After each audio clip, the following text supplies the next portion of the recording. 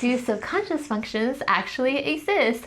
So today's video is kind of interesting. I know we've been talking a lot about socionics casually, just briefly mentioning my strong subconscious Ni and her strong subconscious Ti, but we never really released a video on our official stance, but today is it. So should I say the official stance? Our official stance is that we do agree with like the various roles that the other 4 functions play with regard to each of the types, but we don't think that you actually have those functions. It's more like you experience the lack of them in a certain way, or sometimes even that your 4 main functions kind of when used in conjunction can kind of mimic the usage of one of those functions, seemingly like maybe to an external observer, but you're not really internally using that function. The reason why we believe this is after typing so many people, I don't know, this happened all of a sudden where I was like, yeah, I don't think it's possible to type people based on microexpressions if subconscious functions play a significant role or if they even exist. Right. Because like when we look at an NI-SE user, they'll have like, I don't know, half NI eye movements, half SE eye movements, and at no point do they have like a more smooth SI or NE eye movement. Yeah. And we can kind of track this as people age. Like when people age, their lower functions get stronger. So the NI user previously mentioned, they'll start to have more SE eye movement. And then sometimes it's not really an exact science, but we've noticed like correlations with what they're talking about.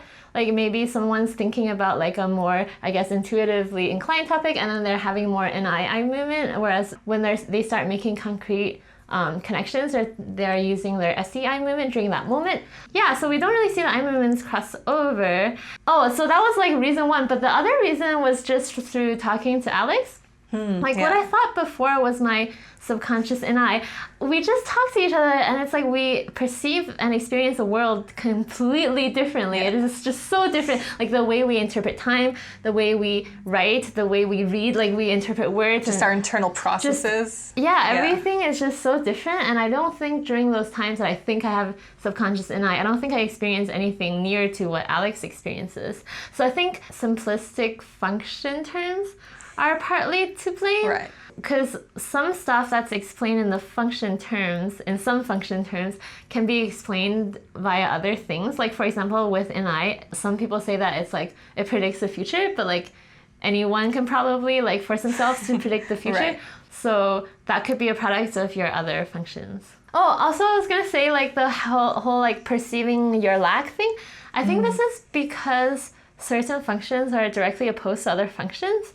So like, for example, I think FE and TE are opposed because they're both judgment functions and they're both extroverted. Yeah. When you use one of them really strongly, your lack of the other one becomes apparent. So when you don't use one of them, the lack of the other one is not that apparent to yourself nor to other people. That's why I think Alex is supposed to have like vulnerable FE, but really that's because she uses TE really well. And for me, the lack of FE, the equal lack of FE is not as apparent because I don't use TE well in the first place, so the opposition is less strong. Yeah, exactly.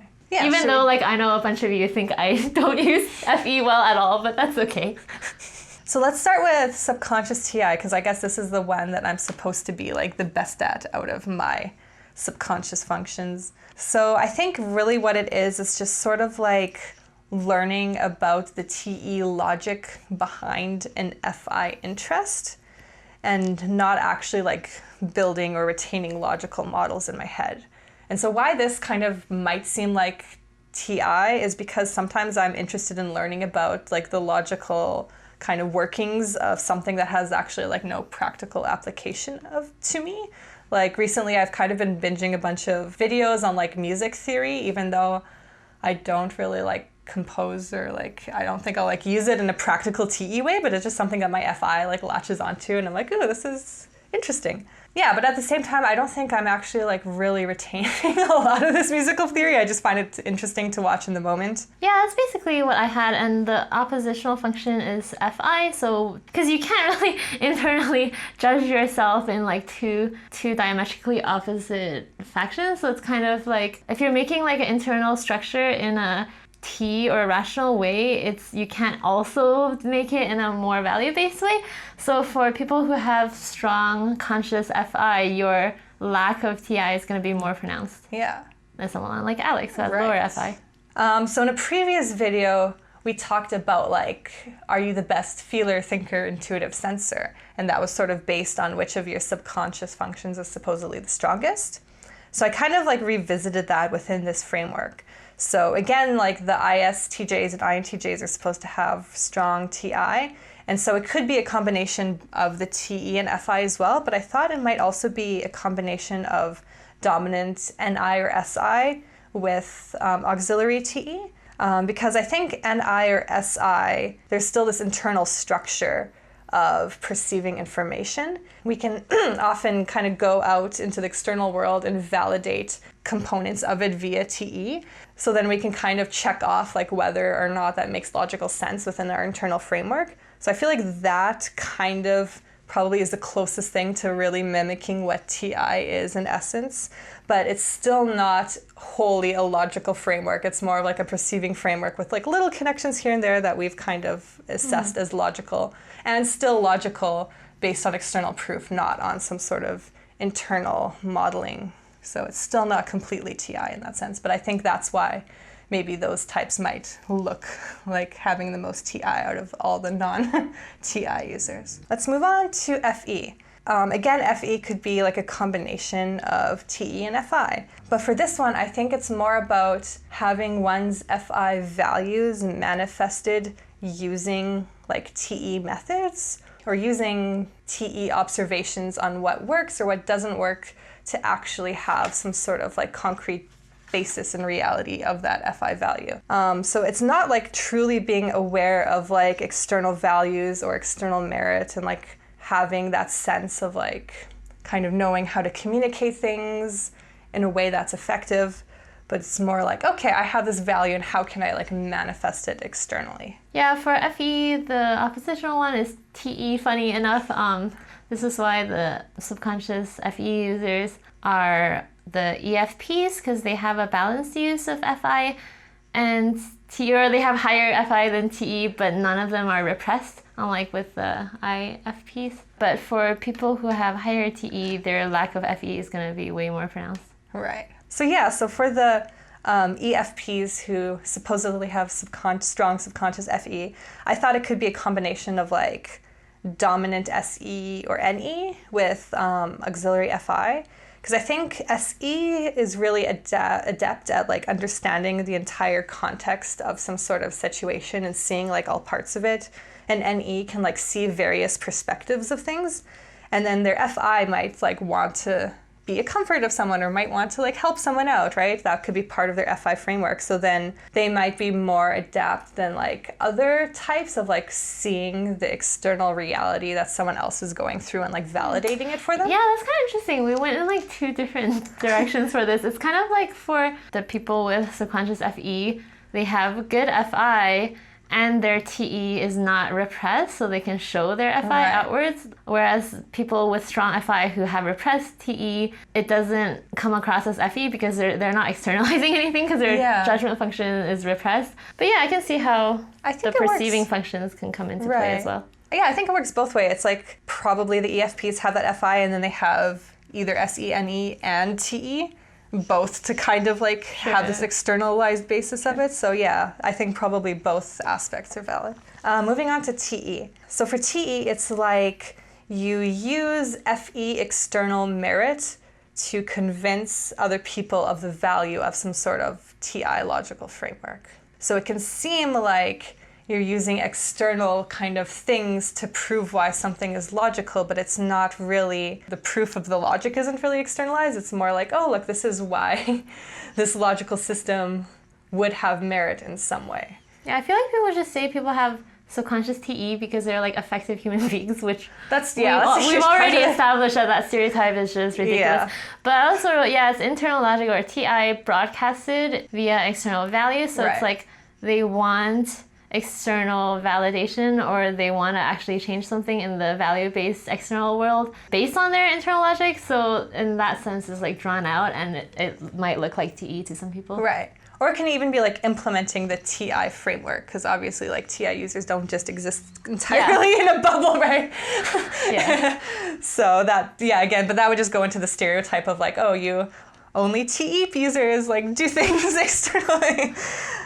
Yeah, so again, why the EXTPs might be the ones who have the strongest seeming usage of TE is that they may often see external proof for their TI frameworks with either like SE or NE, and thus kind of like almost validate their internal subjective framework with some sort of like more objective standards, and thus that can kind of give a more TE kind of practical, I guess, approach. But at the same time, they're still like, you know, building that model internally and then validating it. They're not really just only using kind of external proof the way I guess a TE user would. It's kind of interesting. I just had a thought that, like, you know, when you say someone is like TE blind or something, it's actually because they have strong like FE and TI. Like, you know, it's weird because in socionics, the FE dominants, they're not TE blind as the people who have auxiliary. Yeah, it's, if you have two strong judgment functions, it kind of makes sense that you will be like blind in like the judgment function that you don't have rather than it being a perceiving function, because one of your perceiving functions is repressed anyway. So it's kind of like both the FE and TI are working to like block out the TE. Right. Whereas like for an INFJ, their FE is strong, but their TI isn't strong. So it's not really getting in the way of TE as much. Right. Yeah. Yeah. That makes sense. I don't know, it's just a theory. But anyway, we don't believe subconscious functions exist, in case that wasn't clear from the intro. Moving on to FI. So again, like FI could be a combination of like using FE and TI, where FE, like external values, are narrowed down by some sort of TI framework of like what works with their personal truth, and thus it feels like you're kind of personally choosing values, but it's still like you're choosing values through some sort of logical framework. Yeah, same. External values whittled down by internal logic. Feels like internal values. It feels like, yeah, that's the thing, like TI framework has values in it. Right, exactly. But it's just, it's not, they didn't judge it. The structure is not value based, it's like logic based. Yeah. But it can, like the content does include values because everyone's internal contents include values too. Yeah, so basically like the TI framework is still choosing values based on like that kind of external framework, and it's not like some sort of subjective self-referential framework that has nothing to do with the outside world. Yeah, and so also for the IXFJs, who supposedly have the strong subconscious FI, I thought, again, it could be like this dominant NI or SI kind of perceiving information framework, again, with kind of like components of it validated by what has external FE merit. And then thus that kind of like, it makes it more subjectivized. Subjectivized? Is that a word? Yeah, it makes it more subjectivized in that sense, because it's like, yes, my NI or SI kind of constructs or thoughts are validated by this value system. And again, that could kind of make the value seem more personalized in a way. Yeah, that makes sense. Like, okay, for the socionics descriptions of FI and the 6th lot or whatever, it talks about how this person is able to tell about like individual values but doesn't find them as interesting as like the group values or whatever. And I thought of like the interesting part. That's just interesting because they have dominant PI. Like it's less interesting to the ENFJ because they have like less PI, like their perceiving function is like lower, but I feel like to the dominant introverted perceiver, almost anything can be kind of interesting because it gets classified into their introverted perception. Right. So yeah, it's like, okay, that makes sense. Especially to a TI user, they'd be like, I want to like understand why that would work. So let's move on to NI. So yeah, we kind of briefly talked about NI. Yeah, this is like the easiest one to explain. Like, it is, yeah. Every time that I thought that I have some sort of, these are thematically related, like in a pattern or whatever, and then this is what's going to happen in the future, that's obviously like NE whittled down by SI. It's like I have 100 NE ideas, and then I have enough SI to be like, okay, this is what happened in the past, or these are your past associations, which of these are most likely, which can like mimic NI, but ultimately it's just a different experience based on talking to Alex. Yeah, exactly. So it's like basically having this expansiveness of possibilities and then narrowing it down based on like what has been most consistent maybe in the past to be true, but it's not really like gathering external data, like all of it from the real world, and then narrowing it into like a line of best fit. Yeah, even when you say that, I'm like, it's definitely not like that at all. Nope. Yeah, and you're not like retaining this internal framework of like cause-effect relationships. No. It's just like this process that you do like, yeah. One Yeah, time. so that's actually NE. Right. That's obviously NE if you just have that thought once and it doesn't retain. So yeah, good explanation. Yeah, so going on the like other framework of like, okay, the INXPs, so they have dominant Fi or Ti and auxiliary Ne. I could see how this could mimic like the Ni singular vision, how they have like a really well-developed Fi or Ti kind of framework on which to make decisions. And then thus, if they see multiple Ne possibilities, they can kind of select the one that fits the best for them. And that might seem kind of like an Ni singularity of vision. But again, it's more an Fi-Ti personal preference out of multiple Ne possibilities. So moving on to Ne.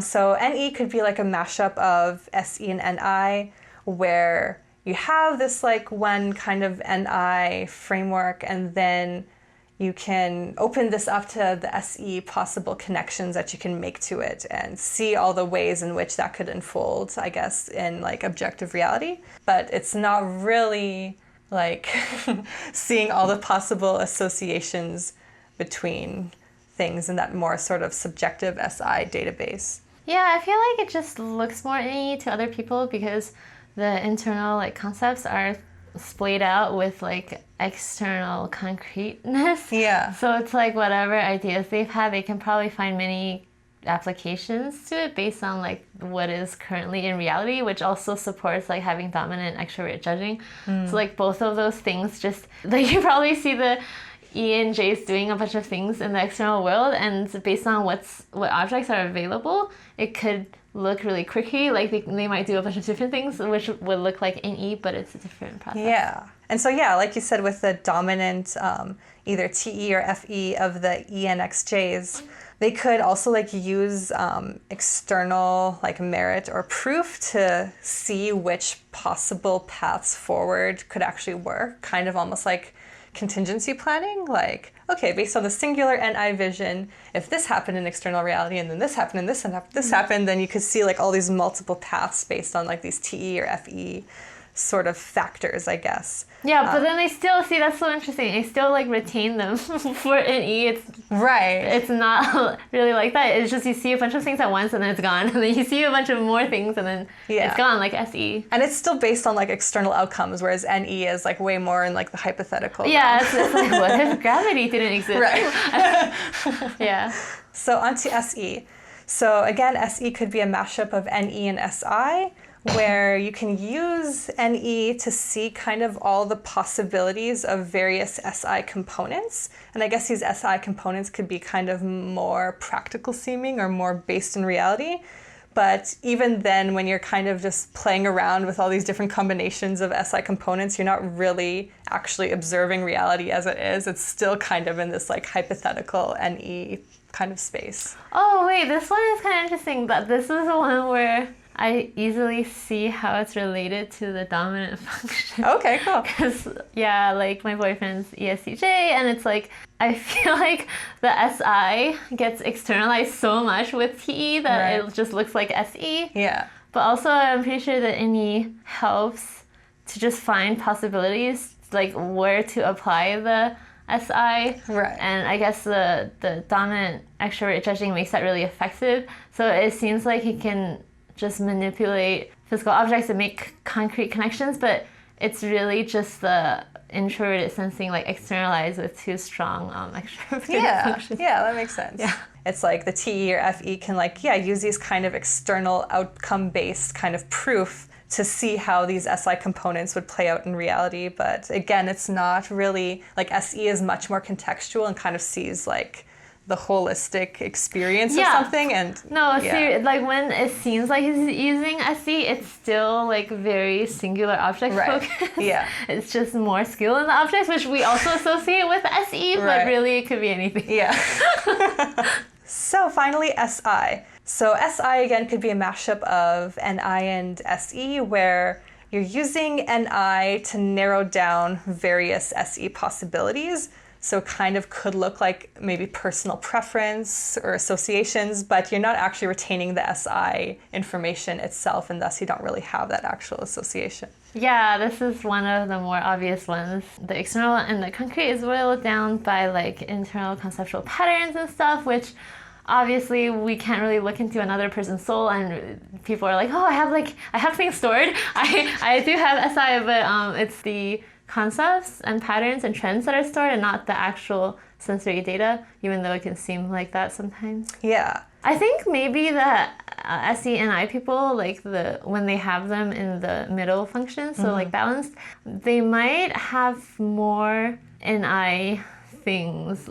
Because they experience so much SE, they might have like a lot of NI patterns in, rather than like maybe like a NI dominant who has like this one overarching NI. Maybe they have like a bunch of different NI trend things that are not like completely fitting into one NI structure. So it's like a bunch of segmented things. So like, maybe that could be like they think that's like SI. It's more seeming like SI in structure, but it's still like the pattern that's retained. Not like even if it's not an overarching pattern, even if it's like a pattern based on like 4 things, it's still a pattern. It's not the thing itself that's building an association. And they probably, with SE, they'll probably seek out more experiences, and thus also just kind of have a better know-how of like what works for them via like trial and error in that sense. But again, probably not exactly the way SI works. And so I guess for the ISXPs who have dominant FI or TI and auxiliary SE, again, they can use this like FI or TI framework to kind of decide which SE circumstances they prefer the most. And again, it's not really truly forming associations. So yeah, I guess both of like this internal judging and internal perceiving that kind of, and with a strong SE, it's like... You can definitely see that in ISFPs who equally don't have SI, but like, so with ISFPs, it's like their FI is really strong, so they have their personal preferences, and especially like grouped together in like smallish NI globules, it looks like SI associative styling for them. So I guess, like I think the overall pattern was that like, whichever subconscious supposed one is the strongest, it's because you have that auxiliary function in the, I guess, opposite introverted, extroverted orientation, right? And then you have the surrounding, your first and third function are in the same orientation as that function, so it kind of like merges all that together in the soup that seems like that function but isn't. That's so visual. That's like the first function is like one person holding a foot up, and then the third function is like another person holding a foot up, and then your auxiliary function is the person that stands, and it looks like it can be both. It can be both, like for you it would be both TE and TI because you are NI. And FI are like supporting your TE on both sides. You go, you TE.